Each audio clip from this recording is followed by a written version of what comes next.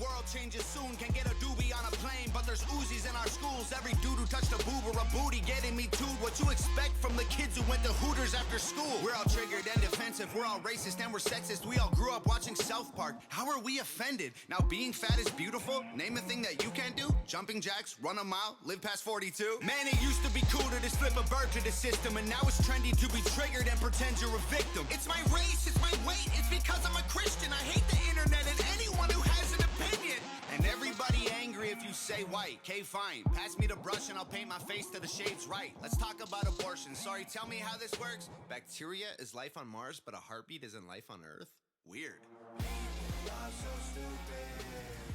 Welcome to the Red Pill Sports and Entertainment Show. I am your host, Albert Apache, and as usual, brought to you by Open Source Self-Defense, Fitness, and Grappling.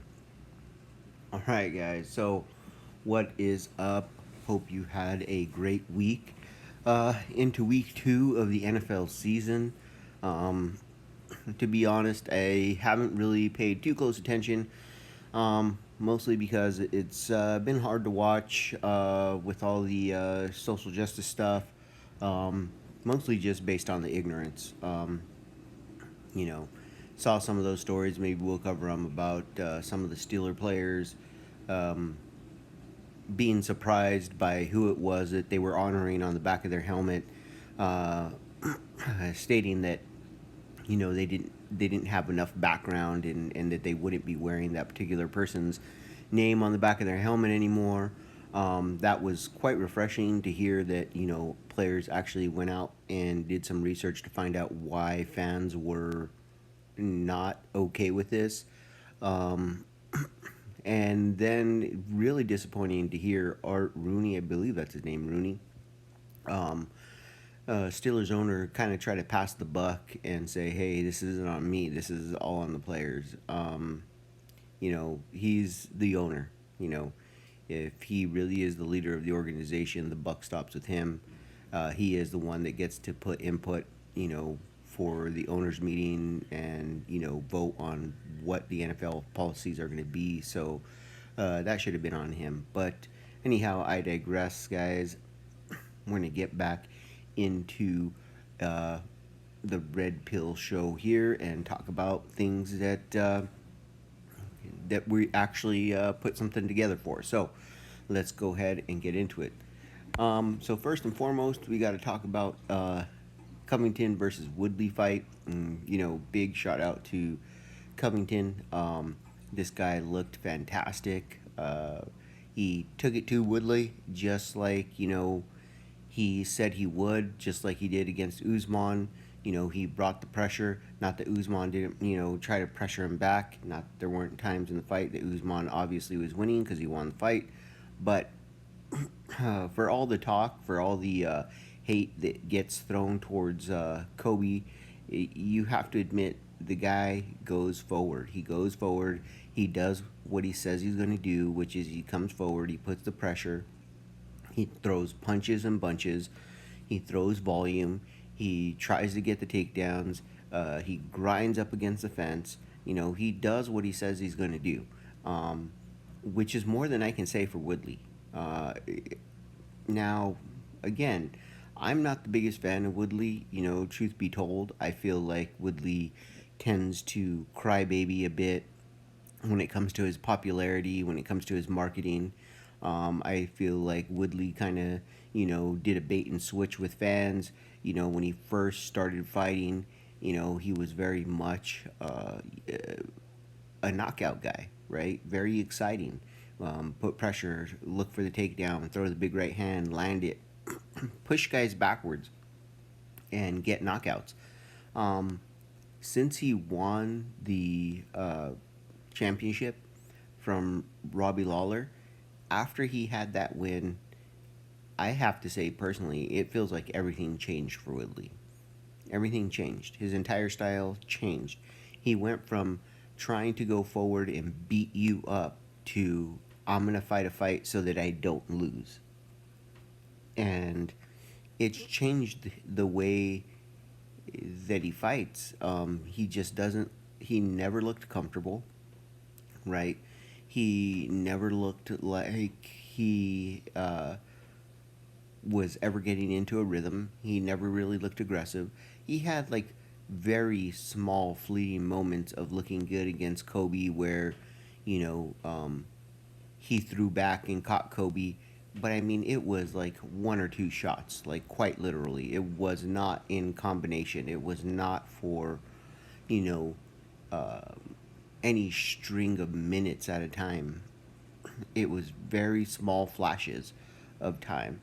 And I mean, you look at Burns, you look at Usman, of course, this loss to Kobe, and you really have to start asking yourself if whether or not Woodley has, you know, what it takes to compete at the highest level at the welterweight division, and does he need to start considering like either, you know, moving weight classes, or possibly retiring, or maybe he needs to see a sports psychologist. I don't know. Um, Not that Kobe wouldn't have lost, or excuse me, Kobe wouldn't have won anyway, but it was a little bit odd, even that the way that Woodley lost, he like caused his own injury to his rib. Um, I saw a couple trolls out there say things like they think he quit and it was an excuse. I don't believe that. I believe he legitimately hurt his rib. You'll see this from time to time, you know, in grappling matches. It'll happen, right?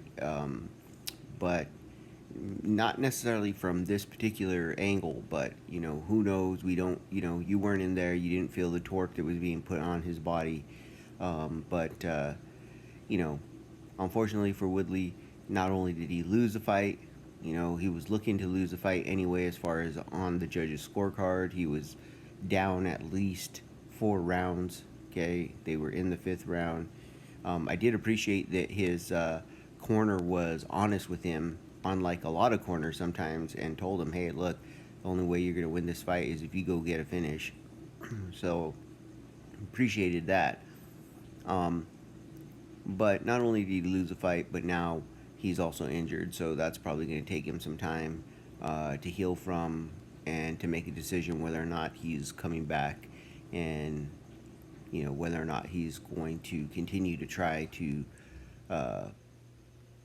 be in the top 10 for the welterweight division. At this point, though, really, unless something really changes in his fighting style, I don't know how he's going to beat any of those three top guys. And I would be really surprised to even see him return to his old championship form against like Masvidal or Leon Edwards, if I'm being honest. So, anyhow, shout out to Kobe. Great win for him. And of course, Kobe was Kobe after he won the fight. I get a kick out of the character he plays. I know part of it's a character, part of it is legitimate. I really get a kick out of him. Let's move on. Okay, so red pill alert, guys. We're going to talk about something that some people are going to be a little bit taken back by, and that is how to roll with women in BJJ. Okay, some women are going to maybe get a little bit upset about this. They're going to maybe get their, sensibilities offended. Unfortunately, it is what it is. I think we have to talk about this pretty honestly. I think it's something that we have a conversation about. And the reason why is because I saw an article not too long ago. Excuse me. I saw an article not too long ago. BJJ Times, I think it was, or Jiu-Jitsu Times, or whatever. And the whole article, was, oh, how do you roll with women in BJJ? And then it was like some smart ass remark, like the same way you would with a man of the same size. I'm not going to say I wholeheartedly disagree with that. but I disagree with it on, you know, many levels and for the majority of the time. And I'll explain why I disagree with that. Um, First and foremost, let's dispel a couple of myths, okay? Women in BJJ do not need, okay, a women's only class and only need to be training with other female partners. That doesn't need to happen, right? Your school doesn't have to have that. Your academy doesn't have to have that. Now, is that a nice um, option? Is that a nice fringe benefit to have at an academy if you're a woman, if you're a female? I would imagine so. I would imagine so. I mean, kind of like if you're a big guy, right? You would like your academy to have a few big guys in the class because you want to know, well, are the things I'm catching legitimate or am I just using all my strength here? You know? So I understand that. But in my humble opinion, when you roll with most women, you have to roll with them as though they were teenage boys, right? If you're a man. Now, why do I say this? And again, this might offend some women. I'm sorry, this is just my opinion. I'm sorry you're offended.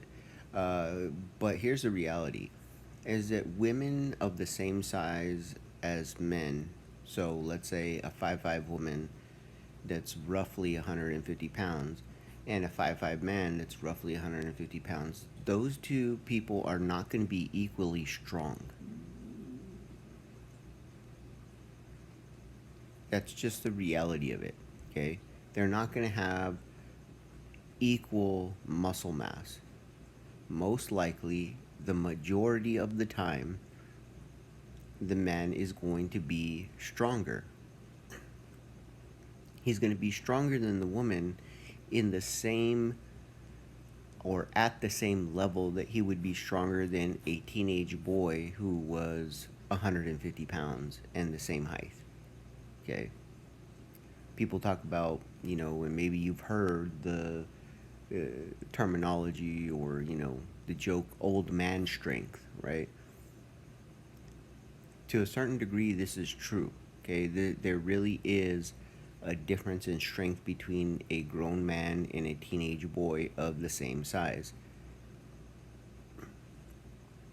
So, when you roll with a female, you can't just be like, oh, I'm going to roll with a 150-pound female the same way I would roll with a 150-pound man.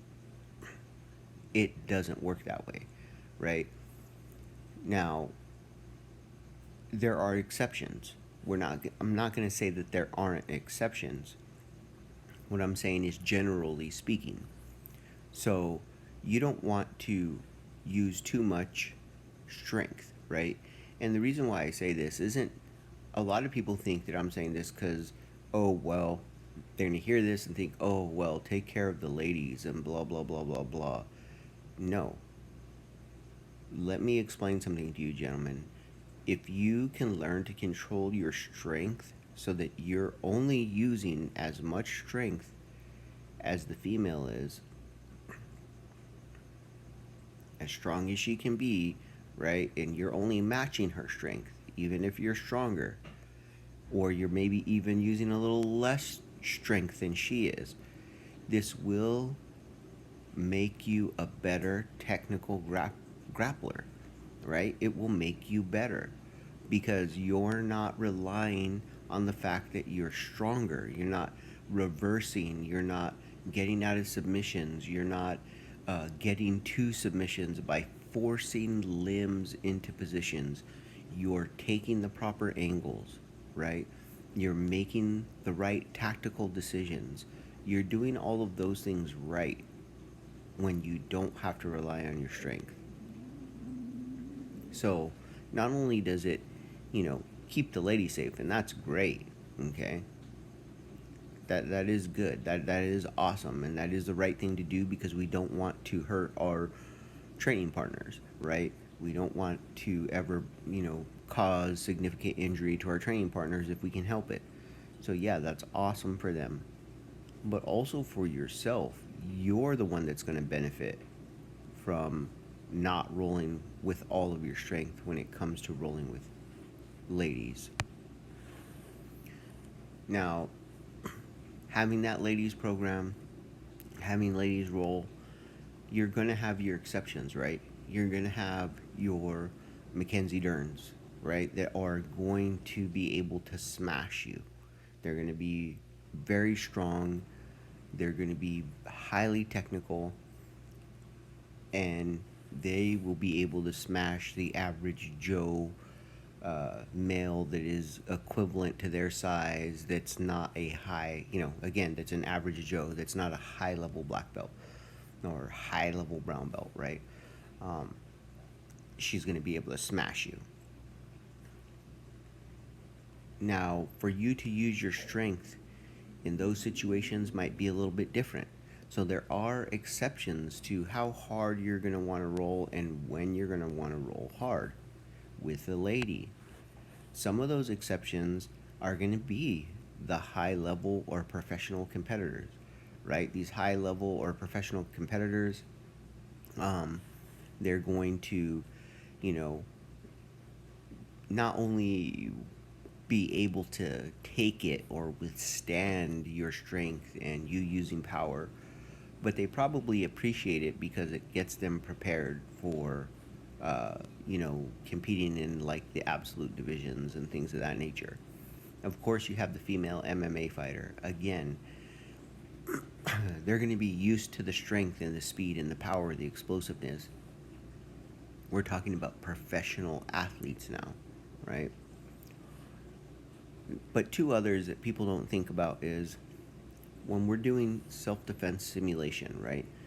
Now, after a lady has become somewhat proficient and she's maybe at the blue belt level, maybe just below the blue belt level, getting ready for blue belt, and she really wants to know if the technique she's been practicing for her self-defense style techniques, she wants to know that she has these down. Of course, you're not maybe fighting like a jiu-jitsu fighter, right? But when she's drilling, she's going to want, and you're being the bad guy, she's going to want you to be the bad guy at a relatively intense level so that she knows that, hey, my techniques are going to work. She doesn't want to find out that her techniques aren't going to work against a man that is equal in size or bigger than her and stronger than her when she's faced with it. She wants to find out if there's any holes in her, technique before that. So there's a time and a place, okay, to be roll harder. And also, I would say probably with a female that's an aspiring instructor, right? Because she doesn't want to be caught in a situation where maybe she's a female that is not of, major stature. Maybe she's, somewhere between 5'5" and 5'8". Maybe she's only, 150 pounds, maybe at most 170 pounds. She's not, a pro athlete, but, she's pretty fit. And here comes this guy who, for whatever reason, it's how he gets his kicks. He's going to be a white belt and he's going to show that he can, quote unquote, beat a black belt and he doesn't need jujitsu. And she has her own academy, right? And he wants to get rough. He wants to be super heavy to show, his wife or his kids, like, look, this jiu-jitsu stuff doesn't work, right? She doesn't want to find out in that moment that, hey, I wasn't prepared for somebody to be this heavy during sparring with me, this harsh during sparring with me. So, because of that, I think that, that would be another time that you may want to be heavy. Now, I do have some issue with going too soft and being too light when you roll with women. And unfortunately, in the jiu-jitsu community, I feel like we see this way too often. And, we see a lot of these style of pictures where we see the woman choking the guy and she's manhandling him and blah, blah, blah. When the reality is that, yeah, there are the very high level competitors that can do that to a lot of guys in the gym, the lower level guys. But the reality is, there's more of an exchange, and I think it gives, number one, I think it gives women who are coming in kind of a false sense of security. I think it gives the women who are doing these things a false sense of security.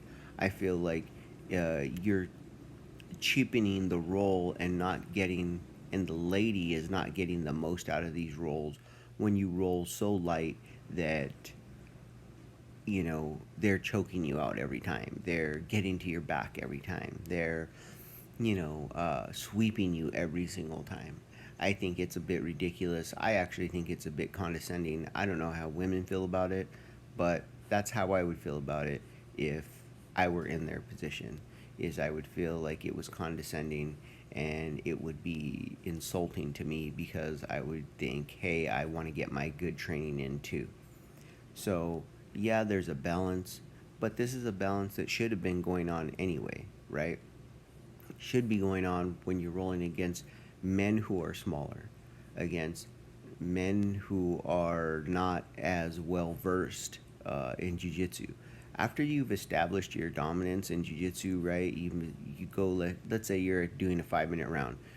If you swept that white belt, let's say you're a blue belt, right, and you've swept that white belt like 5 or 6 times, and you've maybe submitted them once already in your 5-minute roll, and there's still like 2.5 minutes left in the roll, it's probably time to dial back either your strength or your technique or both, and let that guy work.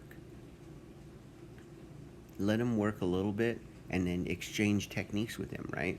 So you should be gauging how you're interacting with every rolling partner anyway, so that both you and they are getting as much out of the roll as possible.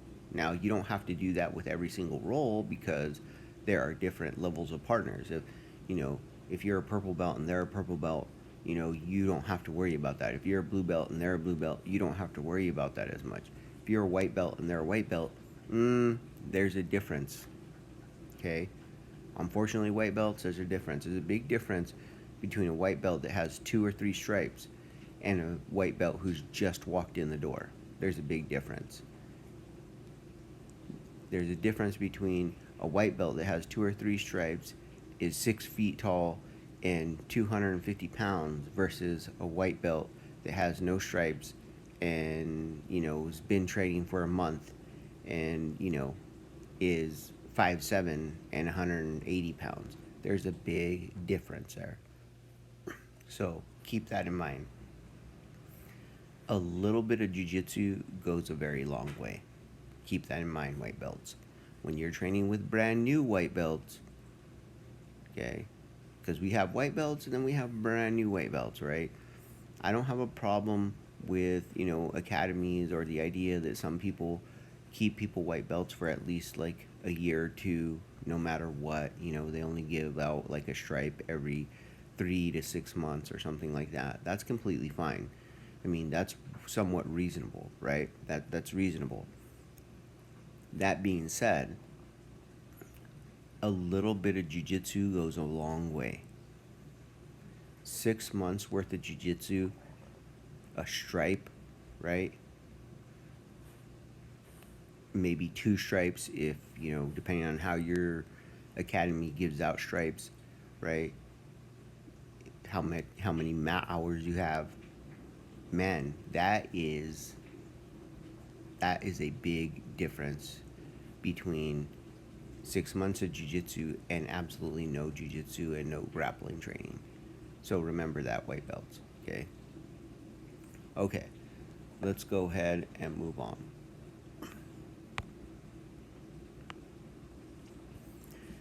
Okay, man. Well, we're going to go ahead and transition. We're going to go into this next topic. I don't think this is as red pill as our, most red pill topics, but we're going to get into this and see what people think.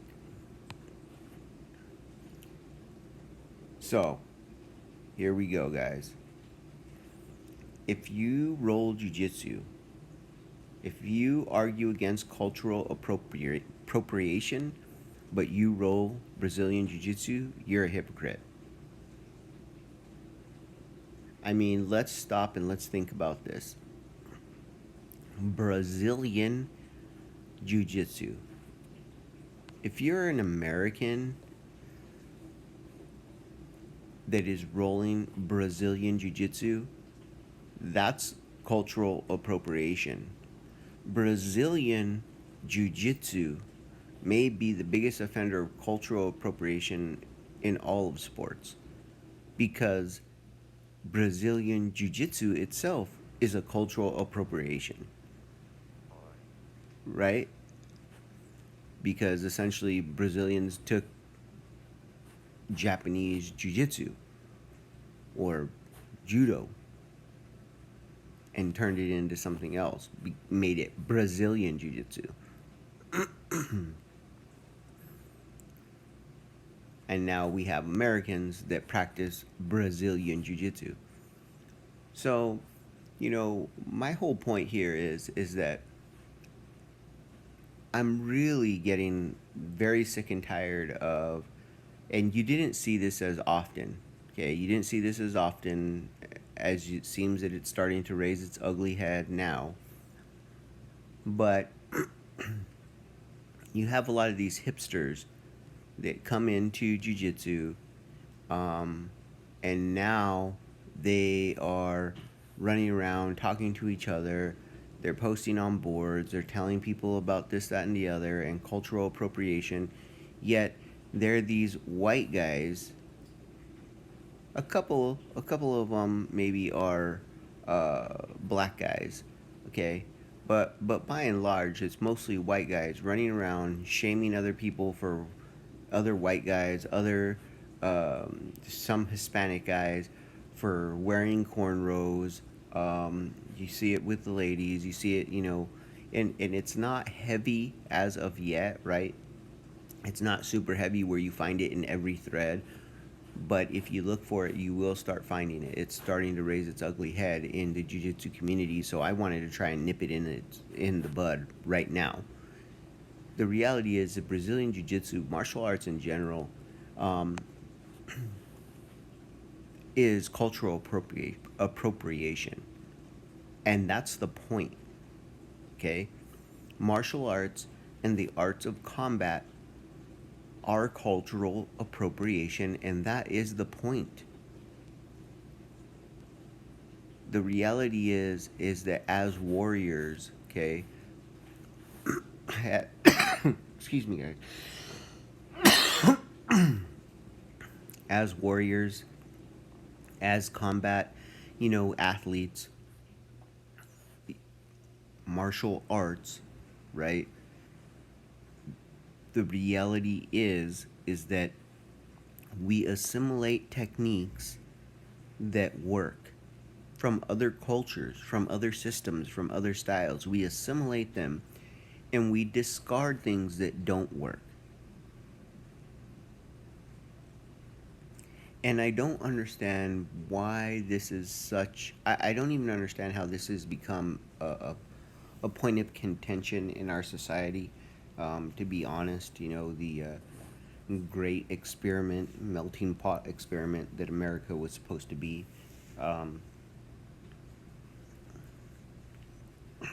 The reality is that we should be looking at each other's cultures this way, right? Take things that work, leave the things that don't, right? Not everything is always so black and white that you have to say that everything in one culture is beautiful and everything in another culture is ugly. Okay? And very similar in martial arts, we see the same thing. Everything in Brazilian Jiu-Jitsu, I know this is going to offend some Brazilian Jiu-Jitsu practitioners. I know this is going to offend some Gracie Jiu-Jitsu practitioners. But the reality is that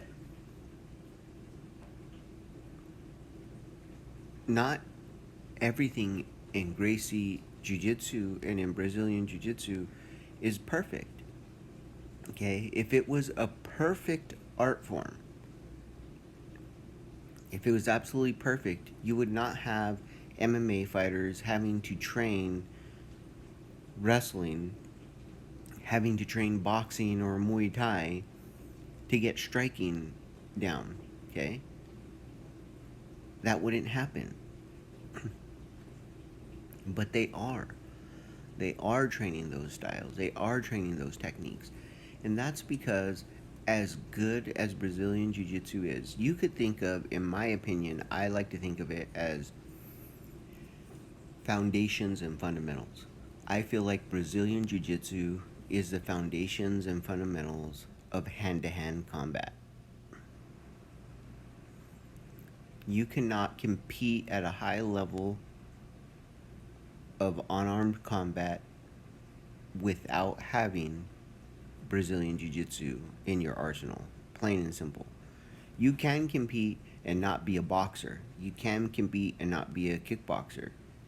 You can compete and not be a wrestler. But you cannot go in there without Brazilian Jiu Jitsu, right? You cannot. You can't compete at any kind of respectable or high level, however you want to put it, without Brazilian Jiu Jitsu. Look at Damian Maia. Nobody's going to say that his boxing is high level boxing. It's proficient, right? It's proficient. You only have to be proficient at boxing to compete at a very high level. You only have to be proficient at wrestling to compete at a very high level. But you have to be more than proficient in BJJ to compete. You have to have a very well thought out understanding of Brazilian Jiu Jitsu to compete at a high level and be successful in MMA. So, all in all, what my point is that, hey guys, let's start dropping the how would I say, the virtue signaling, right, of pointing fingers at each other within our community. Let's keep the jiu-jitsu community close and small and realize that we're all appropriating from each other, okay? And that's how we actually get better at jiu-jitsu. All right? And like I said, I came across it on a couple of threads and a couple of different posts across social media platforms. As a matter of fact, it was different platforms, and I just felt like it needed to be addressed and nipped in the bud before it became an issue in our communities. All right, man, let's move on. Oh yeah, I like this one. Don't get woke or you risk getting choked, right? So don't throw the baby out with the bathwater here, guys, right?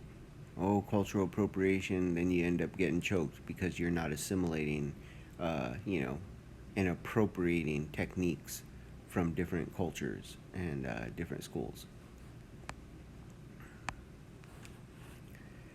Okay, red pill alert, guys. Red pill alert. We are going into a topic that is going to be touchy. This is not necessarily a topic for jiu-jitsu. This is more of a red pill about masculinity and somewhat the attack on masculinity in our culture. And we're going to talk about it, but we're going to be a little bit more empathetic because I think that men would do well to understand what's at the root cause of a lot of the attacks on masculinity. So, one of the biggest offenders right now attacking masculinity is Taylor Swift.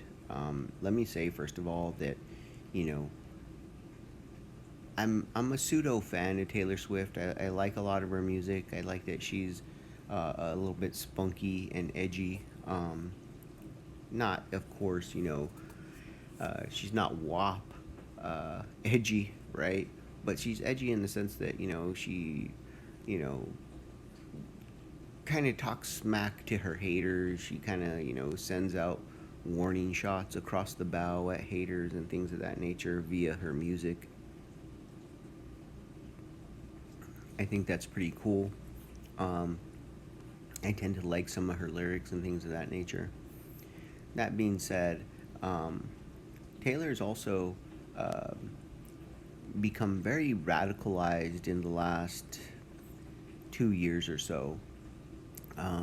She's become very radicalized and speaking out against a lot of quote unquote sexism and sexual assault, and you know, kind of jumping onto the Me Too movement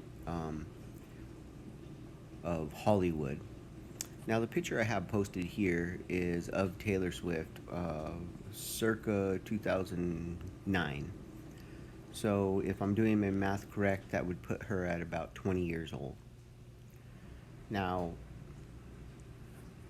I look at her here and I'm like, oh my gosh, she doesn't look 20 years old. Like, she looks like easily mid 20s here. Um, Now, her latest real shot at, you know, the whole sexual, you know, Me Too, whatever movement, you know, whatever is this new song she's done, video, The Man. And this is actually Taylor Swift here in the center. The guy in the tie and suit, quote unquote, man spreading, okay, with the cigar in his right hand, and he's squishing everybody else, right? If you notice, you know, there's another man there, just to his right, a black man there clutching his bag or whatever it is that he has there, but he's squished up too, and this guy is just being, you know, an a-hole and whatever. Also, that's Taylor up in the upper right hand corner of the screen as well. So she got done up to look like a guy for this video. And if you haven't heard the song or you haven't seen the video, essentially the whole premise is that if she was a man, she would be super cool right now, and everybody would think she was awesome because she would be the man. But because she's a woman, they basically, people are saying she's whiny or bitchy or whatever the case may be. But she takes a lot of things out of context, and it makes me start to understand, right, more and more about Taylor Swift, that this is her view of men. She is showing us this is how she sees men.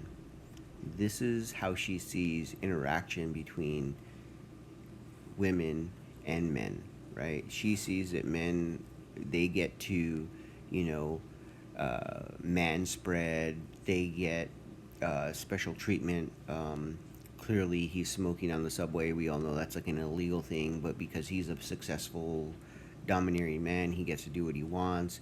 He's taking up more space than he needs here by man spreading.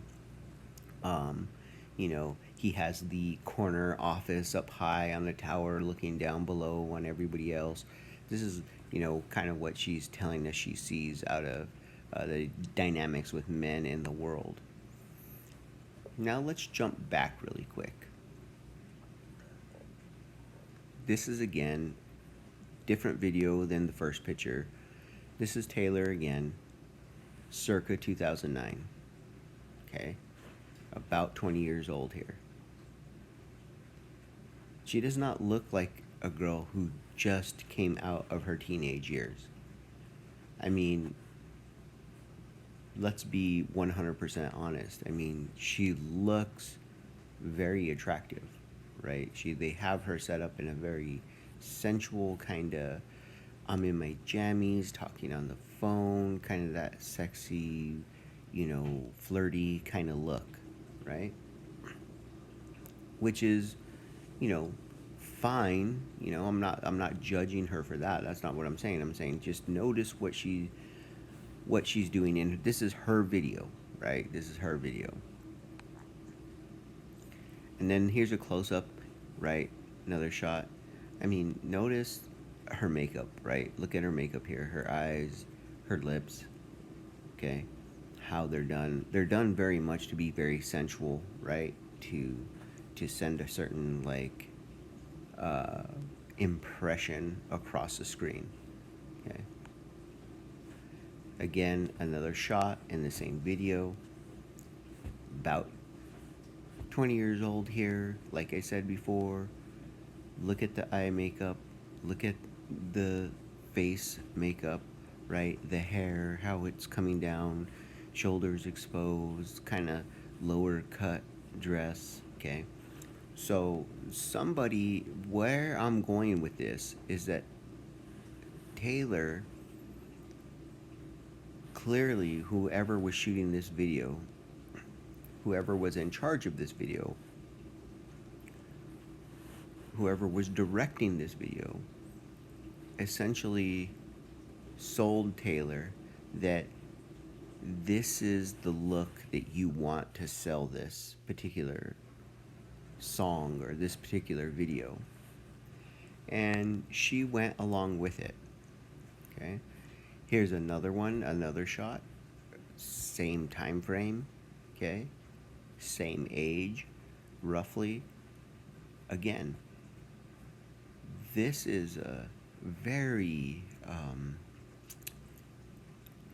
flirty shot, if you will, right? Very flirty shot.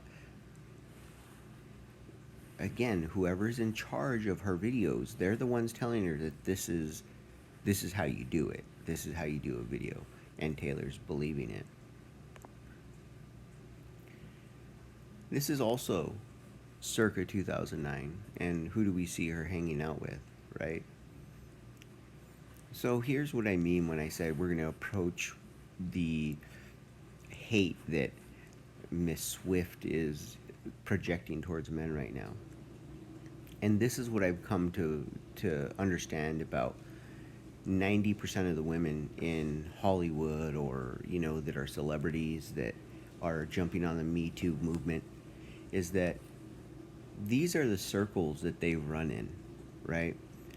I watched a little bit of the Taylor Swift documentary, I forget the name of it, and it became very clear to me that what Taylor Swift says when she opens her mouth and she talks about sexual inequality, when she talks about sexism, when she talks about sexual harassment, when she talks about her beliefs in these things, and she makes it sound like it's at every corner and everywhere she turns, there's, men trying to exploit her, men trying to do these things to her and those things to her. She's absolutely right. She's absolutely right. Because that's the circle she runs in. She's immersed herself she doesn't probably even understand it, that she's immersed herself in a circle with these type of people, right? Where sexuality is what sells. That's the reality of her life. She doesn't know anything else. She's been in the music industry since she was a teenager, roughly.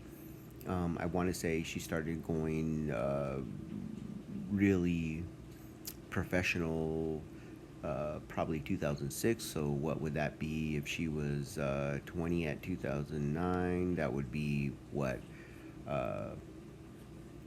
Maybe 17, 16. So imagine she's 16 to now, right? Which now she's about 30.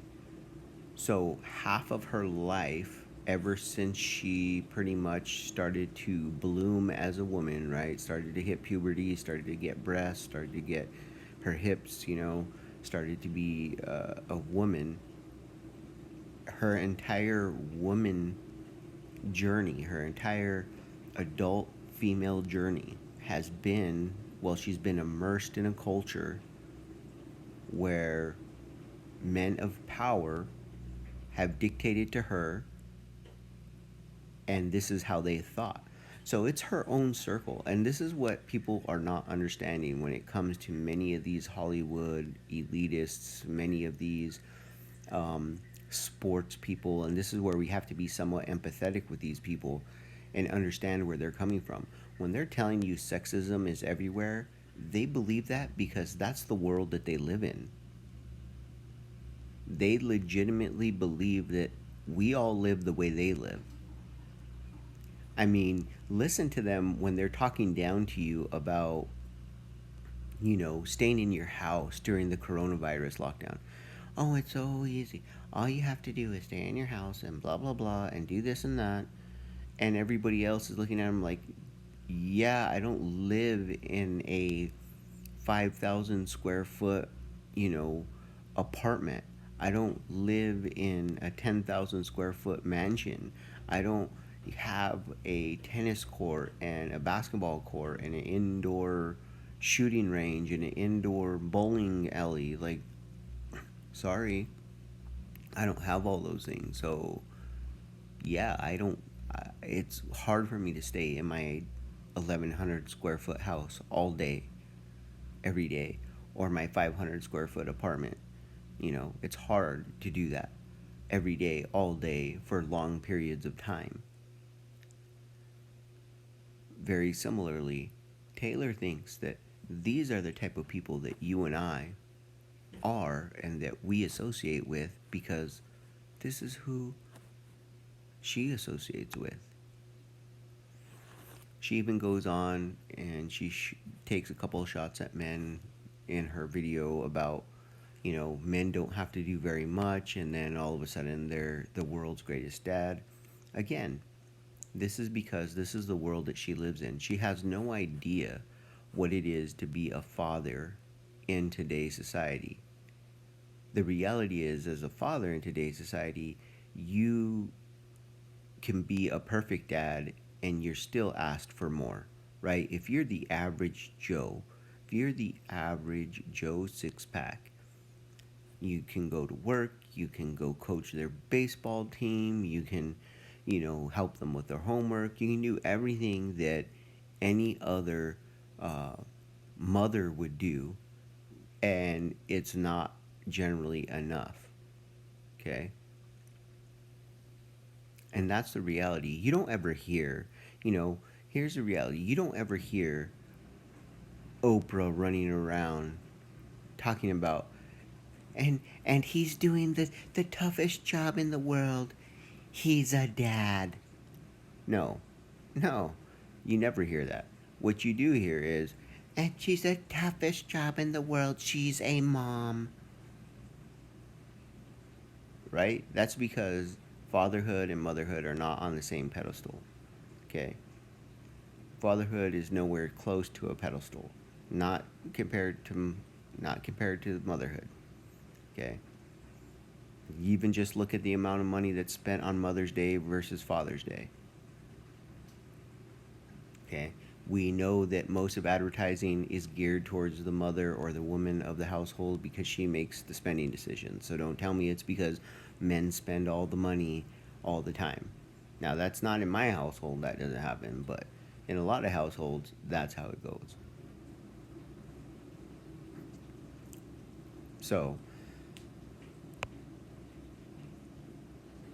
she also puts this last kind of point into the video where this is supposedly, the old man, this is the man that was on the train and he's finally getting married to this young girl and he's getting, his tart, if you will, his trophy wife.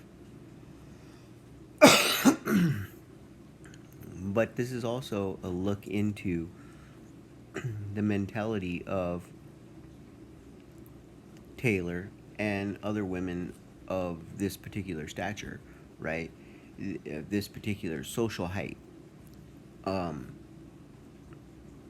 no accountability here. Oh, bad, boo-hoo, what you mean man is marrying, taking advantage of a young girl, as if she's not getting something out of it, as though the young girl has no personal responsibility, that she's decided that she's going to put aside her life, put aside any of her values, put aside any of that type of stuff so that she can marry somebody for money and for wealth and for the big ring. Yet when women do it, it we're not allowed to talk about it. We're not allowed to call it gold digging. We're not allowed to say those things, right? Those things are like, oh well, you're gonna hurt somebody's feelings. Oh, you don't know their situation. Blah blah blah blah. But it's always fine to comment on the men. It's not okay to comment and offer commentary on the women, but it's always okay to make the commentary from the men's perspective. And again, what is this doing here? It's taking away the personal responsibility. Now, Taylor doesn't understand this, but this is not helping women. This is hurting women. When you send this message, you're hurting women because essentially what she's saying is, it's not your fault. When clearly this girl has a decision, right? She doesn't have to marry this old man. She made that decision. So, you know, all in all, you have to understand this is the world that Taylor Swift has grown up in, quite literally. She's gone through all of her formative years, and this is all she's seen. And she thinks that being a quote activist and putting people in power that are already in power and to continue down that road is the only way to fix it. The people she thinks are going to fix it are actually people who perpetuate the system that she's in. And then at the end of her little video, she's the director. You know, she has to switch the roles of power as she sees them, right? Again, very telling about how she's seen the world because of what she's lived through. And she tells this guy at this point something about, but can you be more sexy, right? And again, so tone deaf, as if men aren't under any pressure to look a certain way or to be a certain way. It's very tone deaf. Very, very tone deaf. But I understand now. I understand this is the world she lives in. She thinks that it's only flows in one direction, right? Because men aren't asked to be Jason Momoa. We, as men, all know that that's a lie, right? Men aren't asked to be The Rock. Yeah, right, right. We are. Those are the people we're supposed to be. So it's, you know, it's the same both ways. But because she lives in this vacuum where she only sees the one view, she really believes that what she sees, what she lives, is the reality for everybody in the entire world. These people tend to forget that they live in their own little society, in their own little community, and they don't see the rest of the world. They don't know what it's like to be in middle America. They don't know what it's like to punch a clock. You know, they don't know what it's like to uh, grind out a living as a hustler, as an entrepreneur. They don't know what that's like because they don't do that. That's not what they did. Okay? And that's not to say that she doesn't work hard. What I'm saying is the type of work, how she does her work, how she gets paid is a different way. The circle of people that she runs with in order to get paid is a whole different society, and she's never really put herself in a position to learn what it's like to be on the other side. Now, will she ever? Who knows? I hope she does, because like I said, I tend to like her. I think she has a lot of edge to her. I think she has a lot of spunkiness to her, and I think that, you know, I think that she would be, her eyes would be opened if she had to really uh, come to the other side of the tracks, if you will. But that's just my opinion. Okay, guys. So that's pretty much the show for this week. Been trying some different ways of putting together shows. Hopefully, you know, it works out really well for everybody, and let me know what you guys think. You know, if you want to help me out, guys, I don't ask often, but, you know, please like, subscribe, share the video, okay? A couple of things.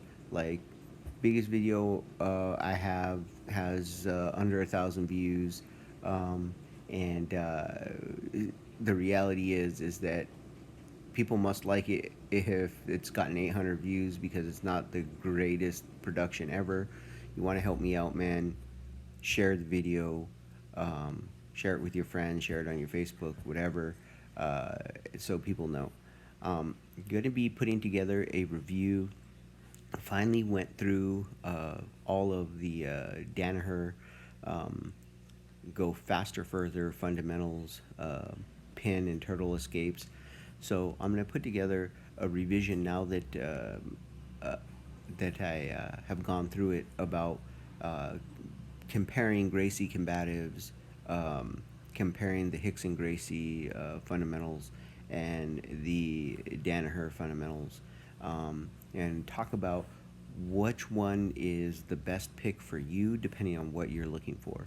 So kind of talk about some of that and go over that. It's going to take a while to come out, but I just want to give you guys a heads up that that is coming out because I think a lot of people are interested in knowing where's a good place to put their money. Okay? All right. Well, that's what I got for the show. Remember, be practical, be purposeful, get fit with a purpose, guys. Hi! I'm praying that the world changes soon. Can get a doobie on a plane, but there's Uzis in our schools. Every dude who touched a boob or a booty getting me too. What you expect from the kids who went to Hooters after school? We're all triggered and defensive. We're all racist and we're sexist. We all grew up watching South Park. How are we offended? Now being fat is beautiful. Name a thing that you can't do. Jumping jacks, run a mile, live past 42. Man, it used to be cool to just flip a bird to the system, and now it's trendy to be triggered and pretend you're a victim. It's my race, it's my weight, it's because I'm a Christian. I hate the internet and anyone who has an opinion. And everybody angry if you say white. Okay, fine. Pass me the brush and I'll paint my face to the shades right. Let's talk about abortion. Sorry, tell me how this works. Bacteria is life on Mars, but a heartbeat isn't life on Earth? Weird. People are so stupid.